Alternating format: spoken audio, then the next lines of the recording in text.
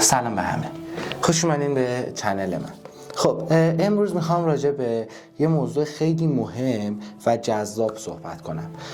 سلامت روان و چطور این موضوع میتونه بر موفقیت ما تأثیر بذاره.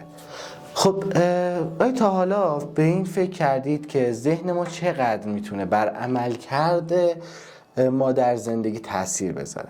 خب عموما ما شاید گاهن به این نتیجه رسیدیم که اتفاقی که برامون افتاده نتیجه افکارمونه، یا بر اساس یک سری مطالعاتی که داشتیم به این نتیجه میرسیم که خب اون افکار ما بودن که ما رو به اینجا رسوندن. گاهی هم نه. خب حالا میخوایم با هم دیگه اینو بررسی کنیم.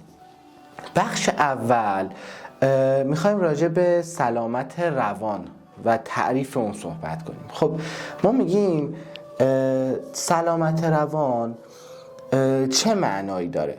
باید اول از همه اینو بررسی کنیم. سلامت روان به حالت عاطفی، روانی و اجتماعی ما اشاره داره. این یعنی چطور احساس میکنیم، فکر میکنیم و رفتار میکنیم. سلامت روان به ما کمک میکنه تا با چالش‌های زندگی کنار بیاییم و روابط سالمی با دیگران داشته باشیم. این معنای کلی از سلامت روانه، ولی این کلش نیست و کاملا تخصصی راجبش صحبت نشده. فقط داریم به صورت کلی راجع به معنا و مفهوم اصلی سلامت روان صحبت میکنیم که یه عالمه زیرشاخه داره، مقاله داره، صحبت‌های تخصصی داره که ما وارد اون قضیه نمیشیم چون درش تخصصی نداریم. خب میایم حالا میگیم تاثیر سلامت روان بر موفقیت چیه؟ خب الان باید اینجا ببینیم که آقا این موضوع چه تأثیری بر زندگی ما میذاره، واقعا روی موفقیت ما تأثیر داره یا نه.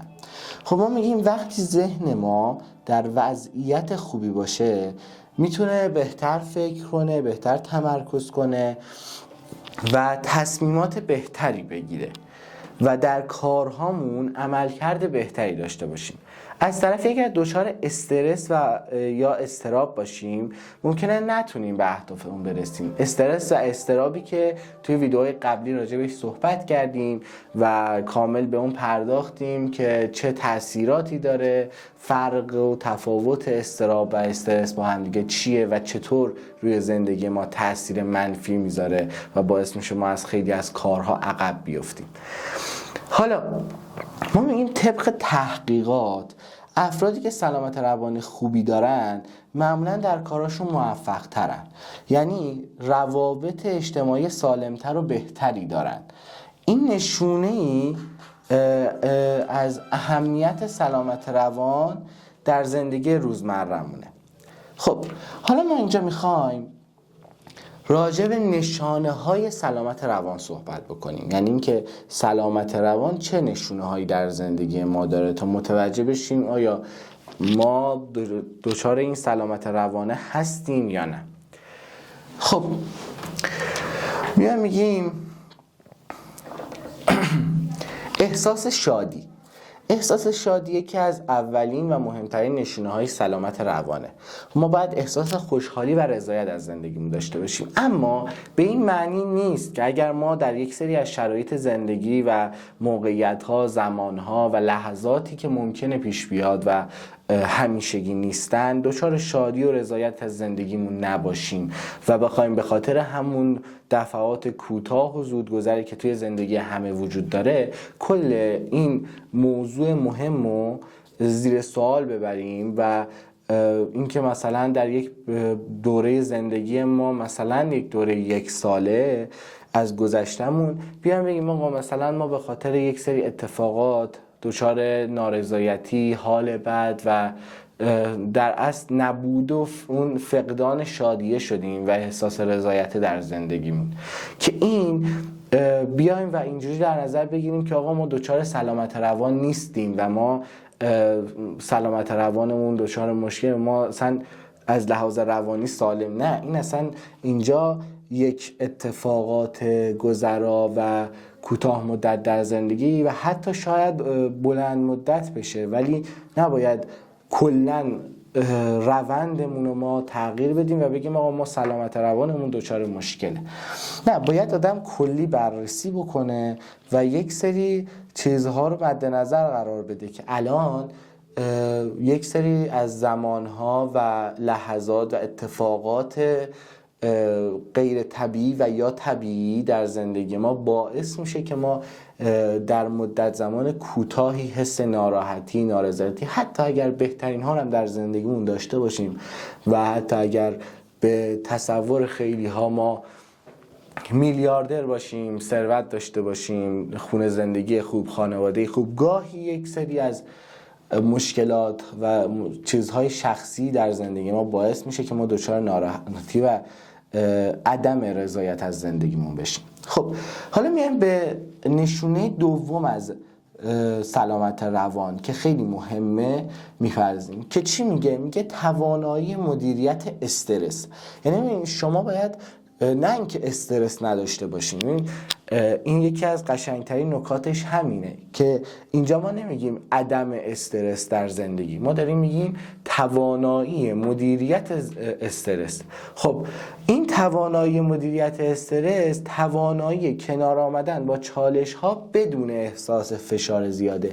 یعنی این که شما دارین با مشکلات و چالش هایی که در یک مسیری از زندگی که از به دنیا آمدن تا مرگ، توی این مسیری که دارین زندگی میکنین و لحظه به لحظه رو میگذرونین، بتونین با یک سری اتفاقات، طوفان‌ها و یک سری مشکلاتی که در این مسیر با ما همراه میشن به صورت کاملا مدیریت شده برخورد کنین، رفتار کنین و بدون اینکه بخوایم فشار زیادی و سر هر مشکل کوچیک و چه بزرگ تحمل بکنیم اون رو از سر بگذرونیم. یه وقتی هست ما دچار مشکلی در زندگی میشیم، حالا هر شخصی، اصلا مهم نیست در چه جایگاهی و در چه موقعیتی قرار داره، دچار یک مشکلی میشیم که در روزمره ما هر کسی در هر مقطعی از زندگیش، چه اونی که در دبستان و مدرسه است، چه اونی که میره دبیرستان، چه اونی که دانشگاهه، چه اونی که شاغله، چه اونی که تنها زندگی میکنه و یا حتی اونی که خانواده‌ای رو داره مدیریت میکنه، دچار هر کدوم یک سری مشکلاتی هستن که در موقعیت خودشون، در سن خودشون، در شرایطی که دارن براشون دچار مشکل بزرگی به حساب میاد. اما این توانایی که ما بتونیم مدیریت بکنیم و دچار فشار و سرخوردگی نشیم در اون موقعیت، فشار خیلی زیاد، یکی از اصول و یکی از نشونه های سلامت روانه. چون استرس و اضطراب که در ویدیو قبلی راجع بهش صحبت کردیم گاهن باعث فلج شدن ما در این مقابله با مشکلمون میشه و مشکل ما رو عظیمتر جلوه میده و همون عظیم جلوه شدن این مشکل ما از تفکر بیش از حد و تصویرسازی اتفاقاتیه که قرار نیست بیفته و نیفتاده و این اتفاق باعث میشه که ما اونو بزرگ جلوه بدیم و این بزرگ جلوه دادنش باعث میشه دچار استرس و اضطراب بشیم و این استرس و اضطراب ما رو اگر نتونیم مدیریتش بکنیم ما رو فلج میکنه و نمیتونیم با اون مشکل مقابله بکنیم و این خودش باعث اینه که ما نتونیم به اون موفقیت، به اون هدف یا اون تارگتی که برای خودمون گذاشتیم برسیم.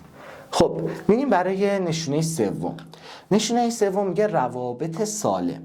حالا روابط سالم یعنی داشتن روابط مثبت و حمایتی با دیگران، یعنی اینکه شما ممکنه با خیلی از افراد در جامعه دوست باشین، آشنا باشین، با هم دیگه رفت آمد داشته باشین، اما اگر این رابطه مثبتی نباشه و این رابطه حمایتی نباشه و شما دچار سرخوردگی یا سرزنشگری نسبت به فرد مقابل بشین و یا دچار انرژی های منفی، افکار بد و دچار یک سری از معضلات اجتماعی و غیره بشین و حتی خودش باعث استرس درون شما بشه، به این روابط سالم نمیگن. روابط سالم روابط زیاد و بیش از حد نیست. روابط سالم یعنی روابطی که حتی با اینکه کمن کیفیت بالایی دارن، یعنی شما اگر فقط یک دوست دارین با همون وقت گذروندنتون حالتون رو خوب کنه، به شما انرژی بده، مشکلاتتون رو متوجه بشین و در مسیر اون پیشرفته قرار بگیرین.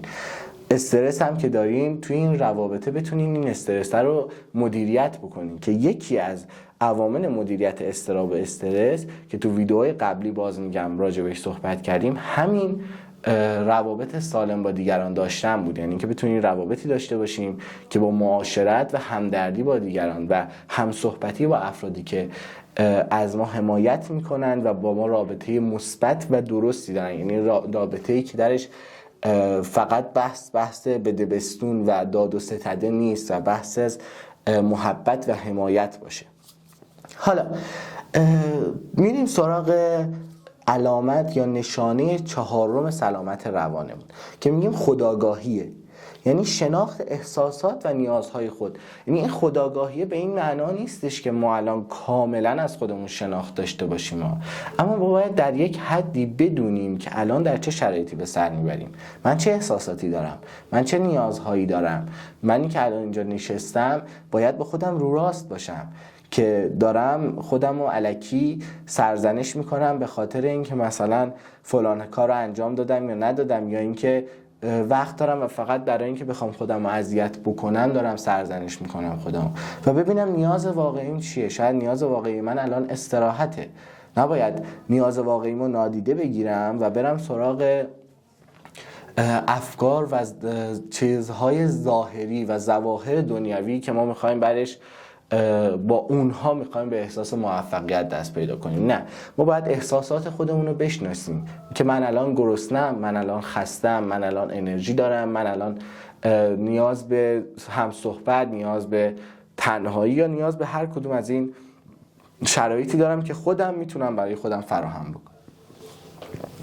و اینکه ما بتونیم احساساتمون هم بشناسیم، یعنی اینکه متوجه بشیم الان در چه شرایطی به سر میبرم. من الان ناراحتم، غمگینم، استرس دارم، اضطراب دارم. اضطراب از چیه؟ استرس از چیه؟ چه فشاری در استرس باعث میشه که من به اینها، یعنی اون استرس از ما یک منبع فشاره، اما اضطراب من از چیه؟ چون اضطراب یک منبع فشار مشخصی نداره و من باید بیام اینها رو دسته‌بندی بکنم و راجع به اینها از خودم شناخت پیدا بکنم. من الان چرا عصبانیم؟ اگر عصبانیم قابل توجیهه، اگر قابل توجیهه رفتار من هم قابل توجیه بود که این الزاماً درست نیست، که ما باید بیایم راجبش در یک ویدیوهای دیگه صحبت بکنیم که در ویدیوهای آینده اگر دوست داشتین راجبش بیشتر صحبت میکنیم.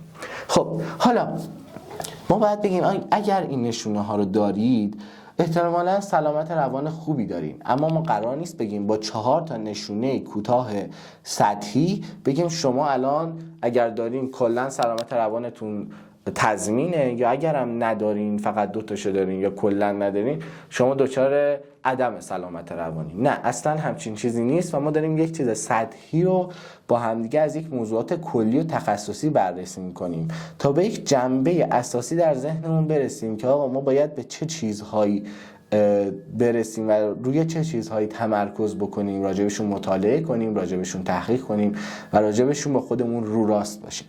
خب حالا میریم بخش 4.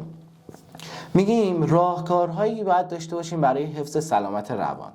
خب میگیم حالا فهمیدیم که سلامت روان چقدر مهمه، یعنی با توجه به یک سری موضوعات سطحی که از این موضوع مهم در زندگیمون متوجه شدیم میگیم سلامت روان چقدر مهمه. خب میایم حالا میگیم چند تا راهکار داریم برای حفظ این سلامت روانمون. خب ورزش یکی از راه‌های حفظ سلامت روان. خب ما میگیم ورزش فعالیت بدنی نه تنها برای بدن مفید است بلکه به بهبود خلق و خو هم کمک می‌کند. حتی یک پیاده روی کوتاه میتواند تأثیر زیادی داشته باشد. خب این ما میگیم آقا قرار نیست ما با جادو و جنبل در سر و کار داشته باشیم. ما میگیم اگر قرار ورزش بکنیم چه چیزی باعث خوشحالی و باعث شادی و آرامش در بدن ما میشه، در ذهن ما میشه، در حالت روحی ما میشه. خب فعالیت بدنی حتی اگر کوتاه و مختصر باشه باعث حس رضایت شما از خودتون میشه، یعنی شما باعث میشه که از خودتون حس رضایت رو داشته باشید و دچار این که من یک کاریو که یک کار سخت و یا حتی یک کار درست یا یک کار خوبی برای زندگیم انجام دادم. من یک قدم مثبت برای خودم برداشتم. من به خودم در آینده کمک کردم. من به خدا آیندم کمک کردم. شما همه اینها در ذهنتون، ناخودآگاهتون و گاه خودآگاهتون دوچار هی رفت و آمد میشه که این باعث حس رضایت میشه. حالا لحاظ بدنی میگیم تولید دوپامین، سروتونین و غیری از هورمون هایی که باید به صورت تخصصی راجع بهشون صحبت کرد. و ما هم اینجا ادعایی بر داشتن تخصص راجع به همه موضوعات نداریم.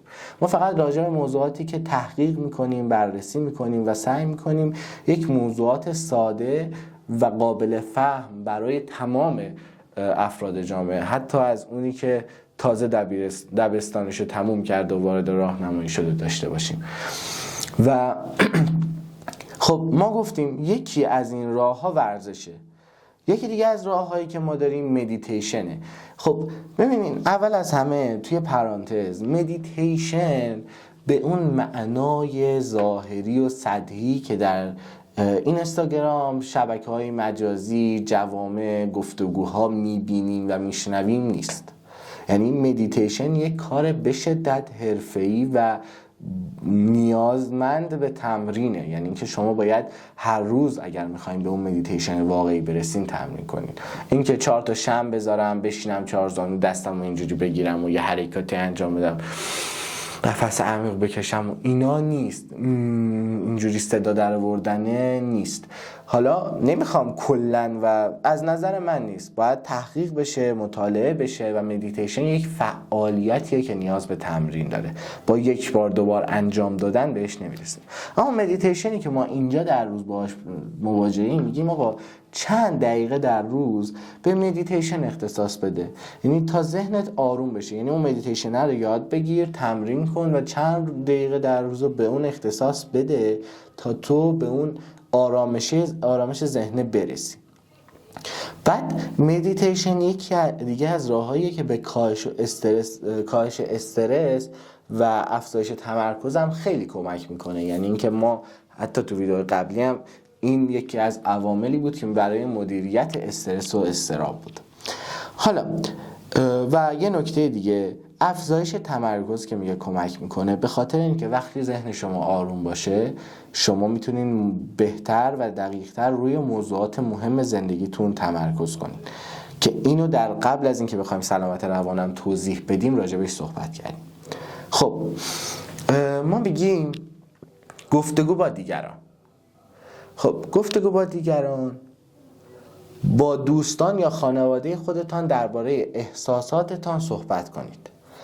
این کار میتواند بار عاطفی شما را کاهش دهد و احساس تنهایی را از بین ببرد. خب گفتگو با دیگران از همون رابطه سالمه میاد. که باعث میشه شما بتونین راحت‌تر با دوستان و خانواده‌تون که باشون رابطه سالم، مثبت و حمایتی دارین صحبت بکنین و این خودش باعث میشه بار عاطفیتون کاهش پیدا بکنه و اون احساس تنهایی از بین بره. و یک چیز مهم، تنهایی قرار نیست از بین بره، احساس تنهایی مهمه که از بین بره. یعنی ما 2 تا جنبه مختلف داریم، یک احساس تنهایی، یک خود تنهایی، یعنی اینکه شما در یک اتاقی، یک جایی به صورت فیزیکی تنها باشین. اما احساس تنهایی کاملا متفاوته. خب ما میریم، حالا یکی دیگه از راهاش استراحت کافیه.